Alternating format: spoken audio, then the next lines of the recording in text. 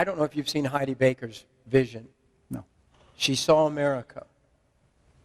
And she saw lines for food. And they drove up in new cars, or, new cars. Mm-hmm. They were dressed well. And she assumed that it was suddenly. Yeah, because their clothes were still intact and they were wearing nice clothes. And she said God has warned her that this is going to happen suddenly in America. Right. And the rich will be standing in food lines. And that backs up exactly what I've been trying to tell you. Be ready. Be ready. Are you ready to serve God if they're going to cut your head off? So years ago, God spoke to me. I was supposed to start preaching it, and nobody would accept it. How are you going to tell people the church needs to be ready? Yes. To have their heads cut off, to say, I'm willing to die for the gospel of Jesus Christ. Yes. Whoa, Jim Baker. That went in a really morbid direction really quickly. I thought this was just like some bitch's vision of like a food shortage in America, where even people with like nice clothes and new cars will be hungry and standing in food lines, which makes sense since your entire getup is basically based on selling buckets of fucking soup, which we will get to at the end of the video. In case you don't believe me, wait until the very end of the video and you will get to see plenty of exactly what I'm talking about. But the idea that some lady's vision, in which she saw some shit, so she assumed that it happened quickly because people still had nice clothes. So she had a vision in which she assumed something, and that gives Jim Baker like evidence for what he's been claiming, apparently. Just what? What? Absolutely insane. But from there, all of a sudden it goes from like, are you prepared? Like, it seems like he's talking about the food shortage, and then all of a sudden he goes in the completely awkward direction of like, to have your head chopped off for Jesus. What? Oh, okay. And there is such fear in the church. I mean fear. Not just fear of ISIS, not just fear of one thing, but fear of not being politically correct until you will be murdered if you preach the gospel of Jesus Christ. Is that right? Is he implying that Christians capitulate so much that they are allowing themselves to be murdered for their beliefs in America, or that they have to prepare for that? Like that's in the near future? Like in America, they're gonna go like cutting off Christians' heads if they won't deny Christ. You think that's in the near future, or in any kind of future in America? Like, get the fuck out of here. It is. They're timid. They're intimidated. It's over, people. The gospel is over in the United States of America if we're not careful. We have turned our back on the Bible. We can't preach the Bible anymore. Claiming that you can't even preach the Bible as he preaches the Bible in America. He's not in a bunker. He's not in some like secret location. He's just in a fucking studio preaching the Bible. Guess where the Bible gets preached all the time? Everywhere in America. There are more churches than schools. There are more churches than McDonald's. There are more churches than fucking anything in America.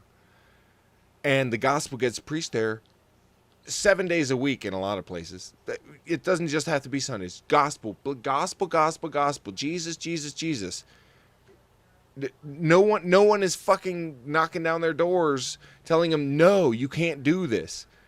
You fucking moron. You victim complex douchebag. I could tell you stories that would curl your hair if your hair's straight. And if you got curly hair, it would straighten it out. I'm serious.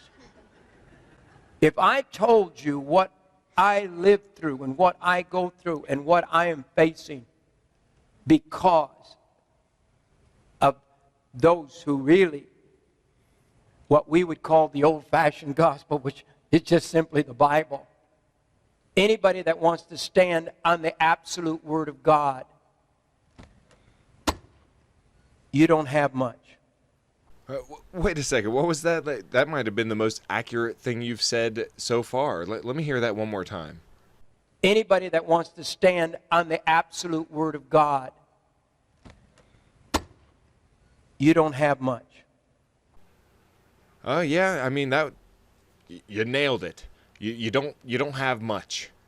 If you want to go by just the word of God, you end up with people like Jim fucking Baker selling you buckets of potato fucking soup.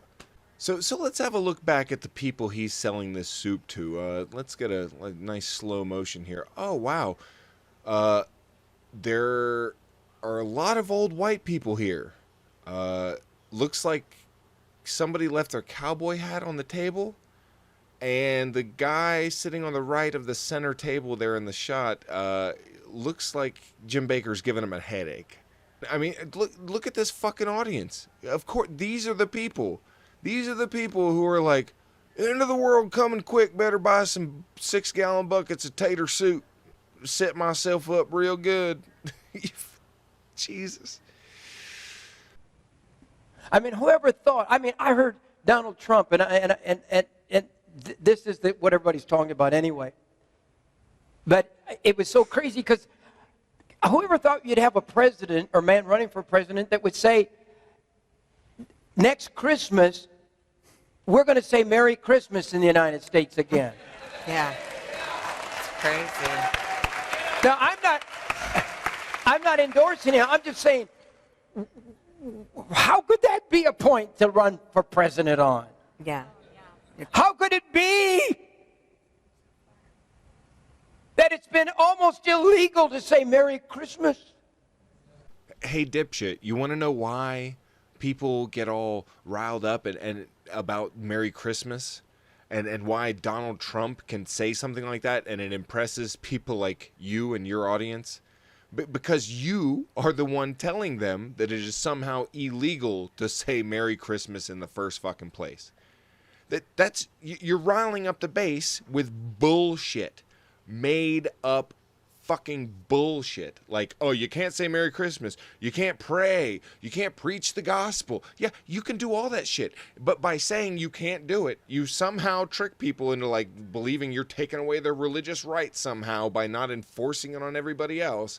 And you get them all riled up. And then when people like dipshit Donald Trump say shit like, we're going to say Merry Christmas again next year when I'm president, like, it gets the attention of people like you and your audience because they're the only ones out there that actually believe it's illegal to say Merry Christmas in the fucking first place. You fucking moron.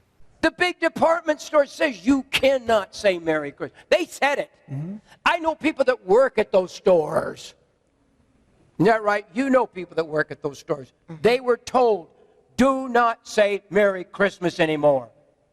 You can say Happy Holidays, but you cannot say Merry Christmas. Hey, I have a great idea. When you go at it Christmas, is Christ's birthday, yes, right? Yes. It's Christmas. At the Christmas season, when you're in a store that won't say Merry Christmas, they always ask you, when you place your order, what's your name? Tell them your name's Merry Christmas. Then they have to call your name out. Order 33 for Merry Christmas.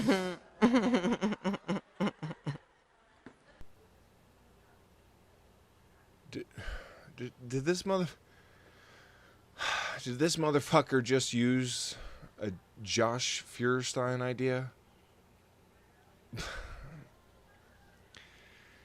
And he was so smug about it. One more time. Let's get the funky, weird pity laugh and the smug look like he just fucking like was the wittiest guy ever. One more time. Order 33 for Merry Christmas. But Jim, this is going back to the spiritual uprising. Yeah. Who is telling us that we can't say Merry Christmas? Mm-hmm. They. They. Why are we obeying them, Jim? Why? Who the fuck is they? He literally asked the question, who is telling us we can't pray? And there's no answer. Nobody is telling you can't fucking pray, you moron. And so he says, they. He says, they, them. They are telling us. It is them who are telling us that we can't. Get the fuck out of here. You can't even give a fucking solid answer on who is telling you can't pray. It's just they. And why are we obeying them? Why are we obeying them? Every time there's let's say a high school, you're talking about a high school graduation and you can't pray. Who says you can't pray? A stupid judge 500 miles away in a courthouse says you can't pray? And an atheist who has taken it before the judge. Yes. Wait, what? But apparently how far away the judge is matters whether you have to follow the law. It's like, how far away is the nearest courthouse? Oh, it's like 100 miles? Damn, man, like, I think we can get away with murder over here. Like, that's not how it fucking works. And, Jesus, and no one is saying you can't pray at a graduation, by the way. What they're saying is you cannot, like, make a big goddamn spectacle of it. A lot of places now do, like, a moment of silence, which gives everyone, guess what? A chance to pray. Because guess what prayer is not? It is not something you have to make others endure. Prayer is supposed to be personal or whatever. Do it. Do it. You want to do it as a group? Go to fucking church. There's nothing illegal about that. Nothing. You get to go. You get to be as a group. Blah, blah, blah. You don't get to force everyone that's not at church to pretend like they are at church. Go fuck yourself. So what happens if in that graduation, most of the parents stand up and recite the Lord's Prayer? What are they going to do? The judge going to come over and arrest you? That's a good idea. Let's get an uprising going. Jim, if They were threatening to arrest you, threatening to mow you down with a machine gun. Well, what if they did? Well, I mean, yeah. What if they did? What if they did threaten to arrest you or mow you down with a machine gun? You just said you should be first in line to have your fucking head chopped off for preaching the word of Jesus. And now here you are like, well, what if they arrest us? And, well, who cares what a judge says? Dude, even if the judge says you should be put to death by beheading, you, in the beginning of this, said, are you ready for that? Are you ready for it? I mean, why ask that question if you're not asking people to do more than just be threatened or arrested? Put your life on the line, like he's asking. I don't know how any of this has to do with selling potato soup, but apparently you have to scare the bejesus out of these people before they will put any money into the potato soup in a fucking 6-gallon bucket market. They're going to come in and shoot 500 parents at a high school graduation for saying the Lord's Prayer? Why Not right now, but eventually they will. If we don't stop it. And the way to stop it is to stop obeying them. So there you have it. Break the law if you feel like your religious rights are being infringed upon. If you're a teacher, why obey them? Teach the Bible in public school. Who cares? Why obey them? Why? Because we have fucking rules and we have fucking laws, you dipshit. And your scare tactics do nothing to the judicial system. That's why you fucking fail. And you're selling buckets of potato fucking soup. Which I promise we will get to. We're losing it one thing at a time. We've lost prayer. We've lost Bible reading. We've lost just about everything. It's so that we can't even preach the very foundations of the Word of God. Right. How? How have you lost prayer? You can still pray. Everyone in that room can still pray. Anyone can pray. Anyone. No matter what they do to you, you can still pray. And how have they taken away Bible reading? You've got a Bible in your hand. You've been putting up quotes from it. Nobody's taken anything away. Do you mean like they don't do it in the public square or they don't do it in the government? Because it wasn't meant to be in the government, you dipshit. You complete fucking moron. Get the fuck out of here with your persecution complex. It's embarrassing. I sit on this program and I bring the greatest speakers in the world here. And if they stormed in these doors right now and arrested me, I would not be surprised. If they arrested your ass, it wouldn't be for being a Christian. It would be for running a fucking scam. a goddamn potato soup scam in which you trick old people into buying, like, paint mixed with fucking potatoes in 6-gallon buckets and tell them the end of the world is right around the corner. That's the scam. That's why you would be arrested, not for like praying or holding a fucking Bible or saying Merry Christmas for that fucking matter, you dipshit. And as promised, here is the infamous potato soup.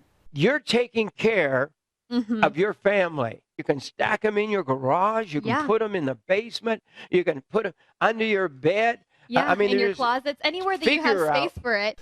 Let me be sure here, and that I'm getting this message correctly. You're telling me that I can store things any place that I have space for it?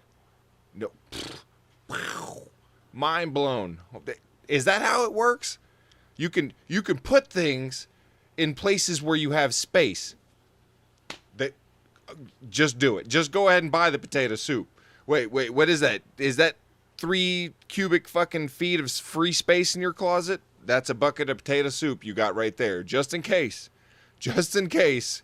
you really want to see what it's like to shit your intestines out. Get creative and start stacking these in your home, keeping this food in your home accessible to you and your family. One of the things we've done around here, we stick them under coffee tables and end tables. You just stack them up and then put a cloth over them. Yeah. Or get a piece of cardboard or a piece of plywood, and you make a top, and then you just stack this food. You could have your whole living room with end tables and coffee tables made out of food buckets. Just do it. Yeah. You too can have your entire living room made out of fucking food buckets of potato soup. Your coffee table, your end tables, your couch, your bed, and just throw some cardboard over it, all right? And then it's going to be the fanciest house ever. People are going to come over and visit and be like, "What?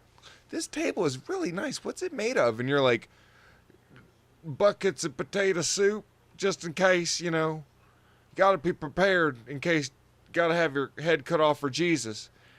And don't worry, that'll be the last fucking time they ever come over and visit. You fucking insane motherfuckers. Do they have a backup plan just in case you don't need a whole house full of fucking potato soup bucket furniture? Now, if you can't do this whole year, over here we have a half a year. Well, of course.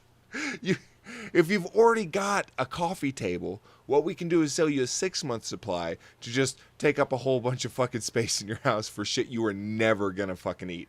Even in a food shortage, that would probably be the last thing people would go to eat.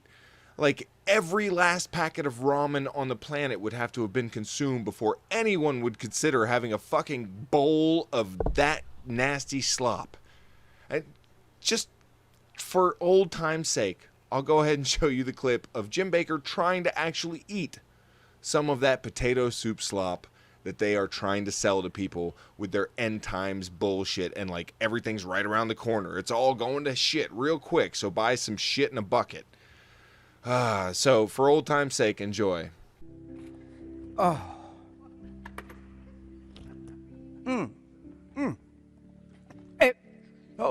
good.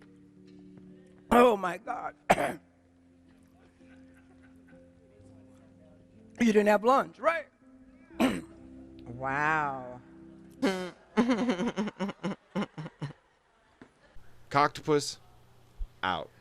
And if you guys have been missing my content, I know it's been a while since I put up a video, but I've been busy on the goddamn podcast. So if you've been hurting for more material, there's plenty of it. Just check out the links in the description.